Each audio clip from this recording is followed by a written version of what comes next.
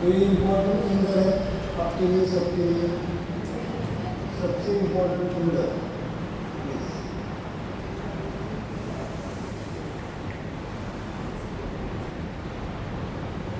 अगर यहाँ पे देखेंगे, थोड़ा सा देखो स्पिरिचुअल, मैंने कल आपको फोटो देखने के लिए बोला था, मैंने ईश्वर जी का, है ना, calmness, satisfaction, realisation, love, true happiness, आनंद, ब्लिसफुल स्टेट, सच्चिदानंद अवस्था, ये सब जिसके पास है उसका शरीर कैसे होगा?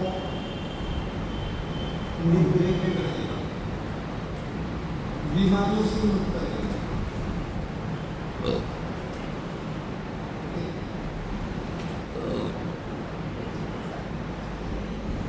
ये हो गया आपका soul activity. Soul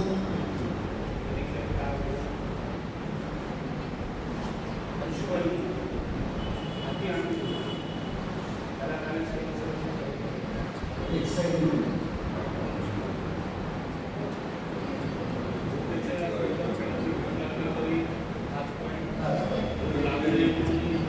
soul activity is important.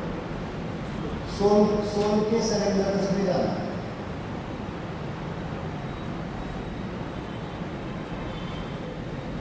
बाकी के साउंड भी यूज करें, माइंड कंडीशन माइंड साउंड लिखा नहीं है इसके, हाँ साउंड लिखो, वो लिखो। हम सेटिस्फैक्शन का, कामनेस का रहेगा,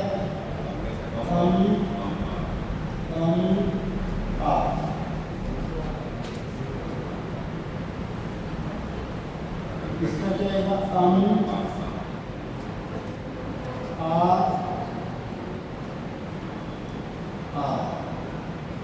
इसका निकालेंगे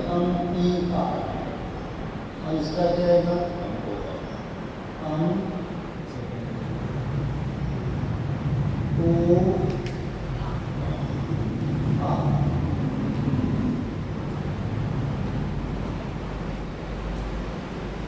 तो हर वक्त एक फिंगर पकड़ के बैठे रहो, बट कॉन्शियसली किसको ठीक कर रहे हैं, सोल को ठीक कर रहे हैं। इसलिए कॉमन मुद्रा में ये पढ़ाता हूँ ना सबको, जब भी मैं पढ़ाता हूँ मतलब लेक्चर्स में, तो this is soul, this is mind, soul और माइंड, माइंड या स्ट्रेस भी जैसे।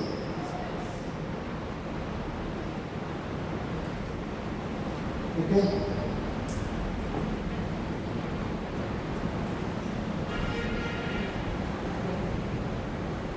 चलो अभी माइंड पढ़ेंगे ना, माइंड के बारे में ऐसे ये पढ़ेगा माइंड अच्छी है।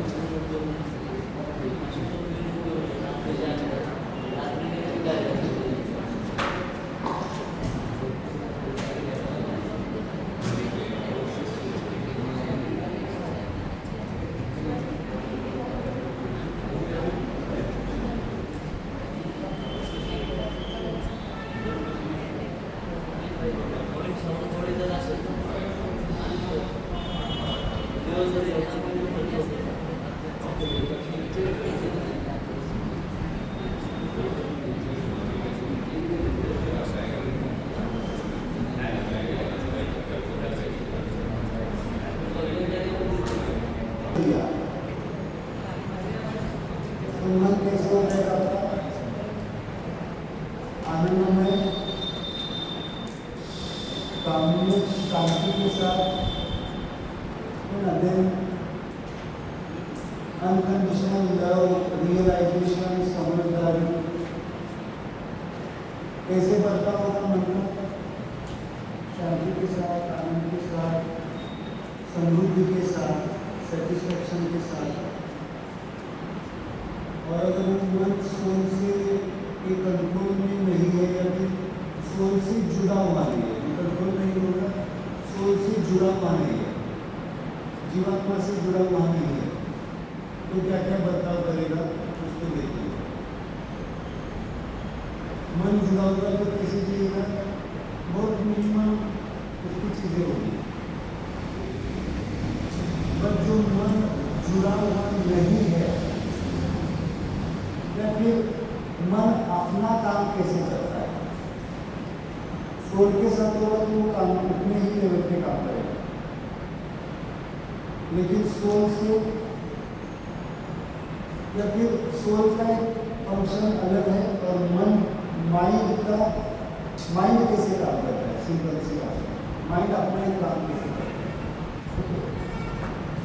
सबसे पहले ये क्या आएगा, ये मंत्र क्या आएगा इसका? इसका मंत्र क्या आएगा?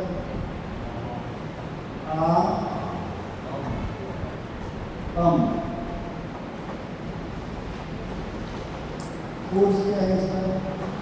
पेट्रो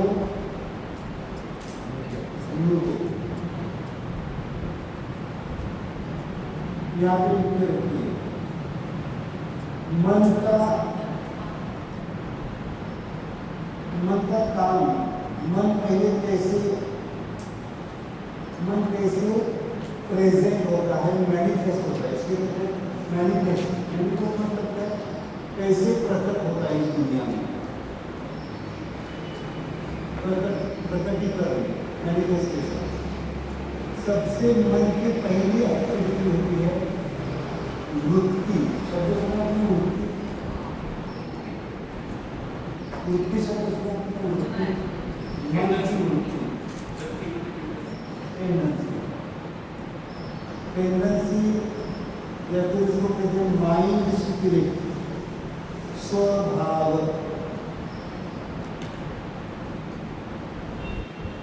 स्वभाव बदला जा सकता है, नहीं बदला जा सकता है? स्वभाव बदल सकते हैं, नहीं बदल सकते?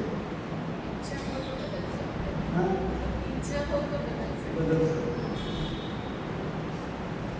कितने लोगों को लगता है बदल सकता है, बदल नहीं सकता है?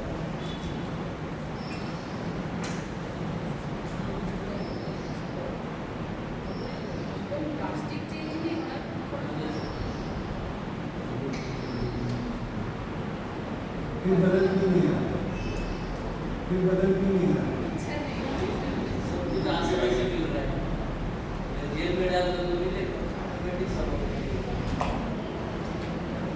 स्वभाव इसके पीछे मेन कारण है, आप दूसरों का स्वभाव बदलना चाहते हैं, खुद का नहीं बदलना चाहते। That is the problem. इसके पीछे लगे हैं दूसरों के पीछे, दूसरे की वृत्ति तुरंत दिखाई देती है, खुद की वृत्ति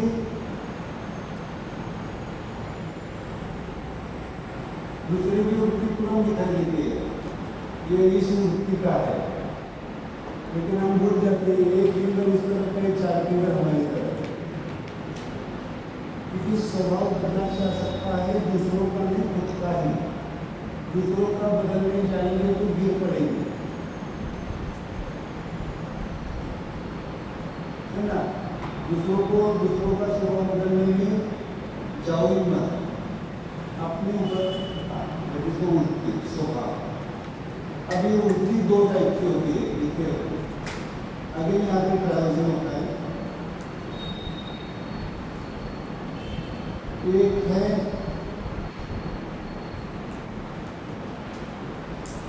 या फिर एक वो लिखिए आप,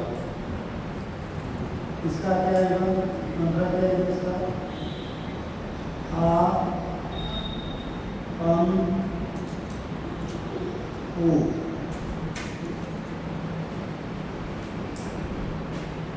इसे कहते हैं एक्वायर्ड स्टेट, एक्वायर्ड स्टेट मतलब आपका स्वभाव आपके आजू बाजू के एनवायरनमेंट से बना हुआ जो स्वभाव है उसको कहते हैं एक्वायर्ड। मतलब एक बच्चे ने जन्म लिया और उस बच्चे ने जन्म ऐसे फैमिली में लिया या ऐसे माहौल में लिया जहाँ पे स्वभाव कैसा है, नॉन स्माइल है, जहाँ पे रोज झगड़े होते हैं, रोज प्रॉब्लम्स आते हैं, तो क्या हो गया उसका, उसके असर उसके मन के ऊपर उस जो एनवायरमेंट है उसका परिणाम होगा या नहीं होगा, होगा ना। तो उसे कहते हैं एक्वायर्ड स्टेट। क्या कहते हैं उसको, एक्वायर्ड स्टेट। और दूसरा होता है, इसका नाम क्या है,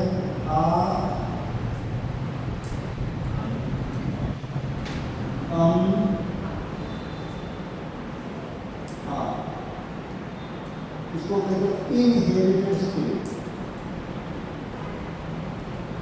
इनहेरिटेड मतलब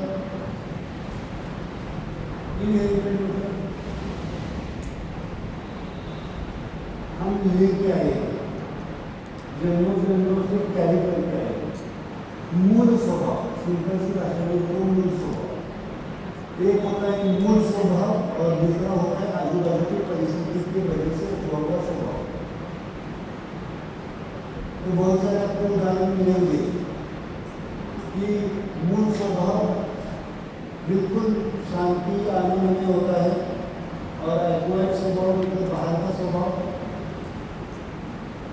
इरिटेबल होता है या डिस्टर्बिंग होता है।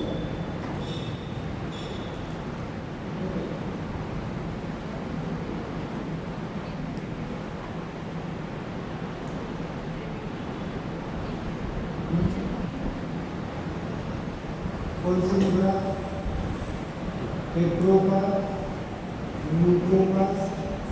हेट्रो आपका मूल स्वभाव आएगा और हेट्रो का न्यूट्रो का होना आपको आजू बाजू का एनवायरमेंट से बना हुआ स्वभाव। आप कभी कभी बोलते ना कि मैं पहले ऐसे था, ऐसे नहीं था, इनके साथ रह के ऐसा हो गया। तो 2 दिन से स्माइल के साथ स्माइलाइज हो रहे नहीं हो रहे,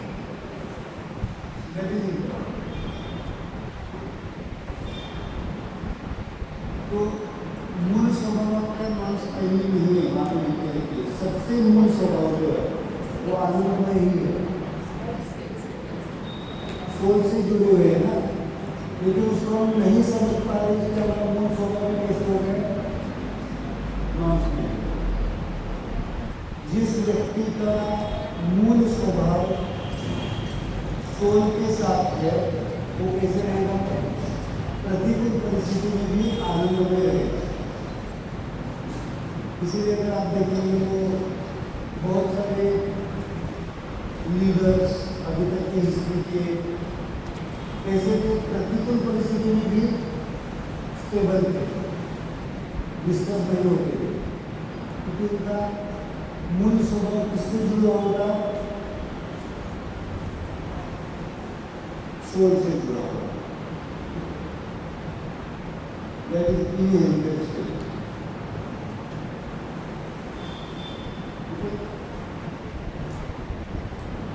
So, देन आते हैं आपकी विचार।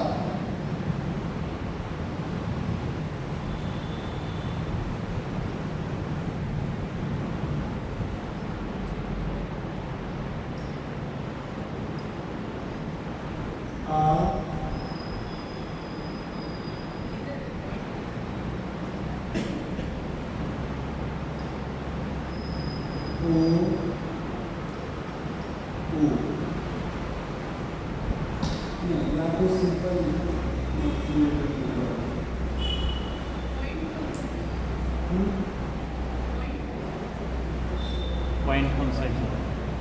यहाँ पे जी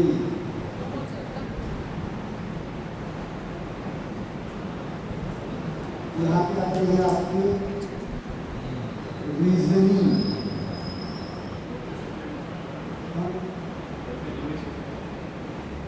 अच्छा कोई बात नहीं, रीजनिंग रीजनिंग मतलब आपका तर्क विचार, आपके थॉट्स, आपके विचार, आपके तर्क कहाँ से आते हैं? फेफड़ों का खून। किसी के बारे में ज़्यादा सोचना, विचार करना, तर्क लगाना, जिज्ञासा चाहिए, जरूरी है, बट कॉन्शियस होनी चाहिए, नेगेटिव होनी चाहिए। नेगेटिव कुछ भी क्वेश्चन पूछ रहे, कुछ भी नॉन रिलेटेड तर्क कहीं पे भी लगाया है, कहते हैं बहुत सारे लोगों का इसके वजह से नुकसान होता है।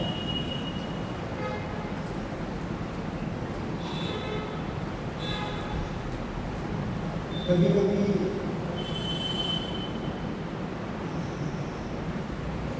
होता है, मैं एग्जांपल दे रहा हूँ, डोंट टेक पर्सनल थिंग। मेरा नाम सुनते हैं माई, सरनेम माई है ना, वो आते ही शुरू कर देते, कैसे शुरू कर देते? मतलब बैठे कंसल्टेशन के लिए आप डॉक्टर माई, यस, तो हमारे बगल में एक माई रहते हैं, हमारे टीचर एक माई थे, समझना है, जिज्ञासा। तो पहले में थोड़ा सा इरिटेट होता है, मतलब होता है, जैसे मोनिका स्वाति मोनिका, तो वो पूछ रहे थे ना सातवीं पहनता, मतलब थोड़ा सा ज्ञान आता है तो सातवीं पहनता आ जाता है। मुझे अंदाजा लगता है किस बात के लिए आए, क्या पूछ रहे हो, क्यों इंटरव्यू करना है, इस चीज होता है ना। प्रायोरिटी, मेरे पास समय कम है, समय कम होता है, मुझे आधा घंटे से ज़्यादा प्लीज फोन घंटे से ज़्यादा नहीं दे सकता, तो क्या फायदा उसमें? पर्पस बता दी, मैं शांति से सुनता हूँ, माइंड को डाइवर्ट कर देता हूँ, बोलते ठीक है चलो, क्योंकि मुझे पता है कि वो कहीं ना कहीं अनसेटिस्फाइड है। यही कारण है ये बाहर की बातें पूछना। कभी कभी मुझे यहाँ भी पूछ सकते हैं, सर ये क्या है, वो क्या है, मुझे मालूम नहीं तो मैं उल्टी कहूँगा, बट इसको क्या पूछना चाहिए, बहुत इम्पोर्टेंट। अर्जुन की क्वालिटीज पढ़ो, अर्जुन को ही कृष्ण क्यों मिला, समझना। अर्जुन जब भी पूछता है कृष्ण को, बिल्कुल विनम्रता के साथ, हम इमोशंस पढ़ेंगे, स्माइल एंड मॉडेस्टी के साथ। अर्जुन जब ऐसे बैठा था, ऐसे पकड़ के आप बैठते ना, अब क्या करें, करो थोड़ा सा दिन लो, तो कृष्ण धीरे से बोलता है, कृष्ण भी ऐसे सकता है, शायद मेरे कुछ इमेजिनेशन से वो आपने जो को मैं जब सुनता हूँ तो मुझे ये सब महसूस होता है, जैसे किया हो क्या पागल जैसी बातें कर रहा है। तब सोच रहे अर्जुन को कुरुक्षेत्र के सेंटर में आके मुझे अब लड़ना है, समझ में आ रहा है, तो आप क्या कहेगा कुछ, तो ऐसे कृष्ण की भाव मुद्रा देख के अर्जुन चल जाता है, मैंने कुछ गलत तो नहीं किया। ये अर्जुन की क्वालिटी है। अर्जुन ज्ञानी है, सात्विक है, समझदार है, रियलाइज है।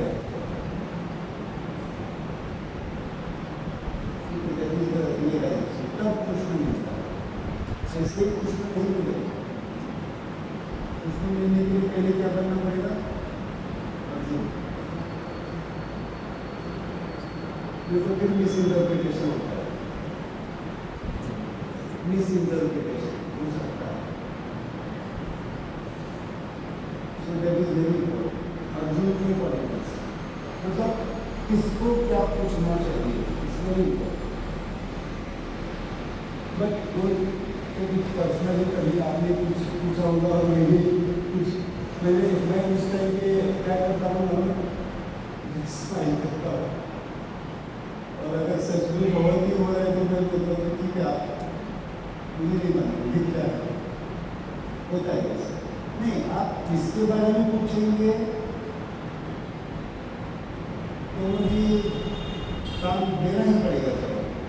लेकिन मटेरियलिस्टिक चीज़ों के लिए अगर बोलेंगे तो सच में अगर आपके लिए उस वक्त जरूरी तो मैं आंसर दे दूँगा, लेकिन ज़रूरी नहीं है तो कभी कभी क्या करना चाहिए। अगर कुछ क्वेश्चन पूछा जाता है और आंसर नहीं मिलता है किसी से, मतलब कोई थोड़ा सा जिनको कॉन्शियसनेस लेवल को समझते हैं तो क्या है, आंसर होता नहीं, सभी होता है, बट आपके लिए उस टाइम उसकी जरूरत होती नहीं है, क्योंकि आप डाइवर्ट हो सकते उस डायमेंशन से। उसको पता होता है कि आपको आंसर किस आंसर की जरूरत है, किसकी जरूरत है, किसकी नहीं जरूरत है। तो थोड़ा सा क्या करो, नाराज नहीं होगा। अगर मेरे से कुछ होता है ऐसे आपके बारे में तो इसको नाराजगी मत समझो। तो अर्जुन का कह रहा था, तो अर्जुन को स्ट्रेस आ जाता है। क्या आ जाता है? अरे मैं तो अभी यहाँ पे जिस अपॉइंटेड हूँ, फ्रस्ट्रेटेड हूँ, मुझे समझ में नहीं आ रहा है और कुछ भी ऐसे ही देखते बैठा है। कैसे एंगर है कुछ को अर्जुन के ऊपर ऐसे कृष्ण बोल रहे हैं अंदर से, क्या मूर्खता चल रही है। एक फैक्ट है, क्यों मूर्ख जैसा बर्ताव कर रहा है इसे? पहले नहीं था, इतना सब प्लानिंग किया तब तो खड़ा था लगने के लिए, देन भगवत गीता।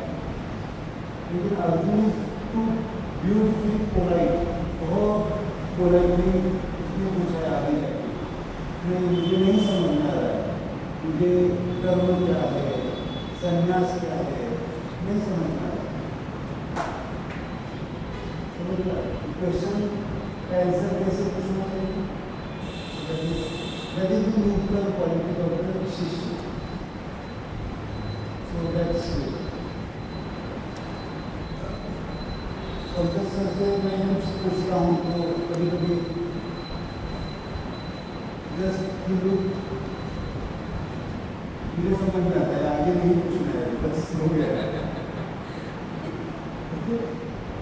बट वो देखने में ही बहुत सारे आंसर मिल जाते हैं, देखने में।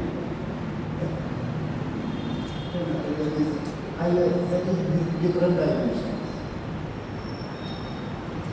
और जैसे मैं आपको किससे बता रहा हूँ, वैसे उनके तो प्रोफेसर के किससे अलग ही है। प्रोफेसर देखते भी नहीं,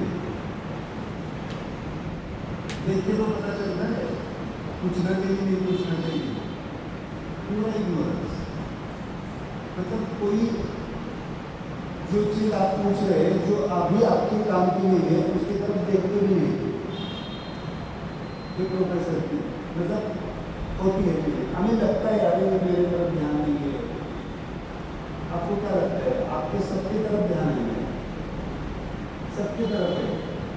आपको लग सकता है कि नहीं सर मेरे को कम ध्यान दे रहे, इसकी तरफ ज़्यादा दे रहे, ऐसे होता है। मैं भी उस फेज से गुजर रहा हूँ तो बट अभी नहीं। अभी मैं शेड्यूल कैसे अरेंज करता हूँ, अगर मैं गया अभी बहुत साल नहीं गया ईयर प्लानिंग स्कूल तो मैं अभी जाता हूँ, एक कोना बुक करता हूँ और वेट करता हूँ, सुनता हूँ, देन उसी टाइम तक जो मैं बोल रहा हूँ ये माइंड कैसे करता है तक देन इंटेंशन देन इमोशंस अपने आप फीलिंग धीरे धीरे कैसे जाना पड़ेगा, इसे मेरे सोल को पूछा अभी ना तक आएंगे कैसे होगा क्या है क्या नहीं है, पर धीरे धीरे खत्म हो जाए और तब खत्म हो जाते हैं तो शांति सुकून आनंद। तो महेश्वर मौली कहते हैं लिखे रखो, ज्ञान मतलब आत्मज्ञान, ज्ञान मतलब आत्मज्ञान मतलब जानी रियलाइजेशन। देन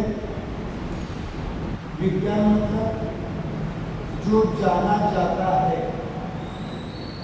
जो जानने की कोशिश करते हैं या जाना जाता है, जिज्ञासा विज्ञान। विज्ञान ऑलवेज इन जिज्ञासा जानना है इस प्रोसेस को। और अज्ञान की डेफिनेशन की है कल्प। अज्ञान मतलब कल्प को अज्ञान में डाला है। और आजकल क्या है मार्केट में क्या चल रहा है, खाली तर्क लगा रहे हैं, तर्क ही चल रहा है। तो अर्जुन को कहते हैं, तो कृष्ण अर्जुन को कहते हैं तर्क, जब तर्क लगा रहे हैं सेकंड अध्याय सब तर्क है। क्या क्या तर्क लगाए मालूम है आपको? ये तर्क सिखा रहा हूँ इसलिए मैं तर्क लगा रहा हूँ। क्या क्या लगाए? नहीं, इमेजिनेशन। यहाँ पे तर्क कैसे बनता है यहाँ पे लिखते रखो, खाली 4 पॉइंट्स है। Inspiration,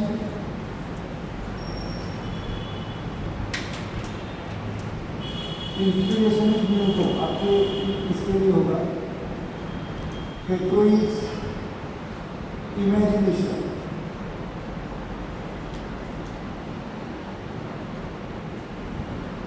homo is memory,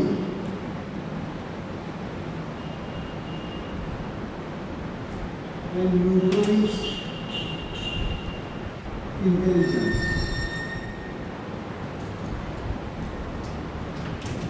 intelligence मतलब इंस्पिरेशन मतलब प्रेरणा, इमेजिनेशन मतलब कल्पना, मेमोरी मतलब स्मृति। बहुत सारे मेमोरी पकड़ के बैठे आप। और इंटेलिजेंस मतलब बुद्धि, IQ। कौन सी मुद्रा दी है? तुम्हारा कौन सी मुद्रा दी है?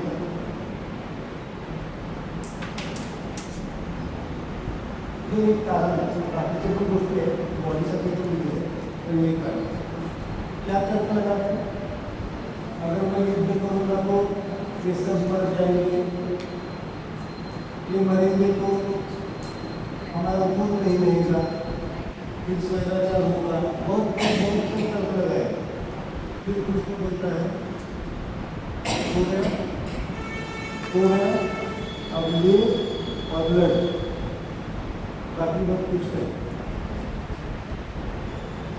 समझ में आता है क्या करना है?